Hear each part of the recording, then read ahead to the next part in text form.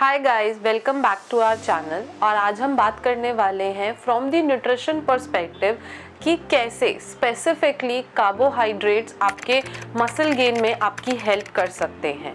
I know muscle gain के बारे में जब भी हम बात करते हैं, हाइपरट्रॉफी के बारे में हम जब भी बात करते हैं, हमारा जो मेजर फोकस है वो हमेशा प्रोटीन की तरफ होता है, लेकिन every nutrient have its own requirement in the body. वैसे ही हर न्यूट्रिएंट का अपना काम है, तो सिर्फ प्रोटीन नहीं, बाकी के न्यूट्रिएंट्स की भी जो रिक्वायरमेंट है वो उतनी ही ज़रूरी है। तो सबसे पहले बात करते हैं कि मसल गेन का मतलब क्या है। मसल गेन का मतलब है कि आप अपना जो मसल मास है उसे इम्प्रूव करना चाहते हो, अपने मसल साइज को इंक्रीज करना चाहते हो, तो इवेंचुअली आपकी जो डाइट है वो भी उसी के अकॉर्डिंग होनी चाहिए। तो सबसे पहले हम बात करते हैं एनर्जी रिक्वायरमेंट, यानी कि पूरे दिन में, पूरे 24 घंटे में जैसा भी आपका लाइफस्टाइल है, जिस भी तरह का आप वर्कआउट करते हो, अकॉर्डिंगली हमारी बॉडी उतना एनर्जी स्पेंड करती है। तो आपको सबसे पहले अपना एनर्जी एक्सपेंडिचर निकालना ज़रूरी है। तो आपको ये समझना पड़ेगा कि आप अपने पूरे 24 घंटे में कितनी कैलोरीज बर्न करते हैं। जो ये स्पेसिफिकली एनर्जी एक्सपेंडिचर है, ये आपके मेटाबॉलिज्म, आपका बीएमआर, किस तरह का आपका रूटीन है, यानी कि आप कितनी दौड़ भाग करते हो, पूरा दिन सेडेंटरी हो, कितना आपका इंटेंस वर्कआउट है, कितनी देर का वर्कआउट है, ये सारी चीज़ें मैटर करेंगी कि आपका पूरा एनर्जी एक्सपेंडिचर कितना है। दूसरा, जब हम ये एनर्जी एक्सपेंडिचर कैलकुलेट कर लेते हैं, उसके बाद डिपेंडिंग ऑन योर गोल हमें टारगेट कैलोरीज चूज करनी होती है। जैसे कि अगर आप फैट लॉस करना चाहते हो तो हमारा फोकस होता है कैलोरी डेफिशिएंट, यानी कि आपका आउटपुट ज़्यादा होगा as compare to your input. खाना कम जाएगा, आउटपुट यानी कि एक्सपेंडिचर ज़्यादा होगा कंपेरेटिवली। लेकिन जब हम मसल गेन की बात करते हैं तो आपका जो एक्सपेंडिचर है और जो आपका इनपुट है उसमें स्पेसिफिकली इनपुट ज़्यादा होगा, यानी कि आपका जो डाइट के थ्रू इनटेक है वो आपके एक्सपेंडिचर से ज़्यादा होना चाहिए, जिसे हम कैलोरी सरप्लस कहते हैं।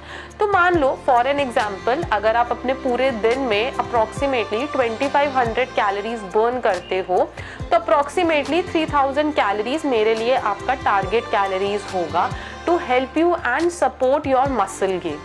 दूसरा, अब ये कैलोरीज के बाद हम मैक्रोस कैसे डिस्ट्रीब्यूट करेंगे। तो सबसे पहले यस, प्रोटीन इज़ इम्पॉर्टेंट। तो जो भी आपका बॉडी वेट है उसके अकॉर्डिंग यू कैन चूज़ कि आपको कितना ग्राम ऑफ प्रोटीन एक दिन में खाना है।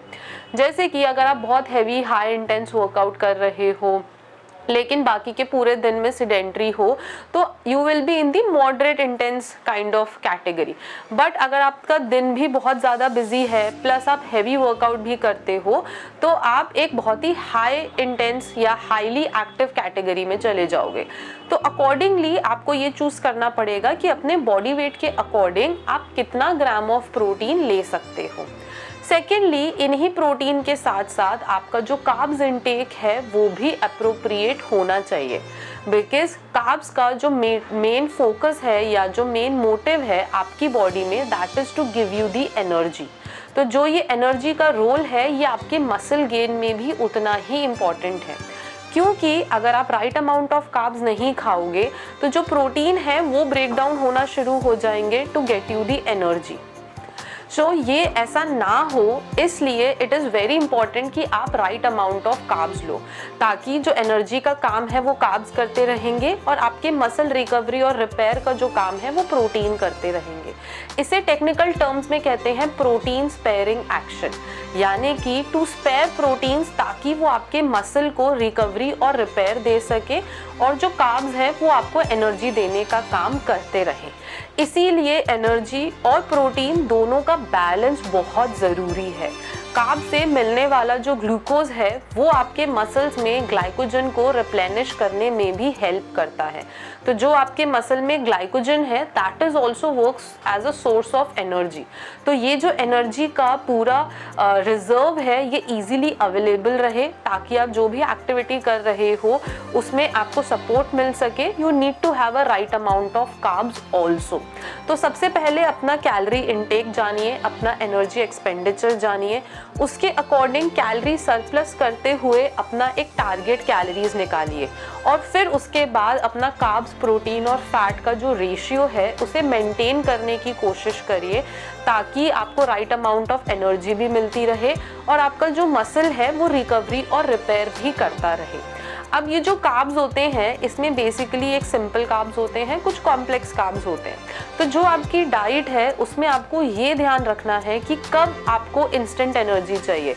जैसे मान लो अगर आप वर्कआउट करने जा रहे हो और आपने कुछ बहुत देर से नहीं खाया है, so you should focus on getting a good quality simple carbs, ताकि आपको एनर्जी मिल सके when you are working out. लेकिन जब आप दिन में लंच कर रहे हैं या रात को डिनर कर रहे हैं, सो you should focus on getting on more of complex carbs, ताकि आपको ज़्यादा देर तक सैटिस्फाइड रहे, आपको जल्दी भूख ना लगे और आपका जो ओवरऑल मेटाबॉलिज्म है, ओवरऑल जो आपका ग्लूकोज रिक्वायरमेंट है, एनर्जी रिक्वायरमेंट है, उसे भी आप फुलफिल कर सकें। सो आई होप इसके बाद आपको कार्ब्स का रोल एंड मसल गेन थोड़ा सा क्लियर हुआ होगा। If you still have any question guys, तो प्लीज़ नीचे कमेंट बॉक्स में लिखिए। I will be getting back to it soon. Thank you.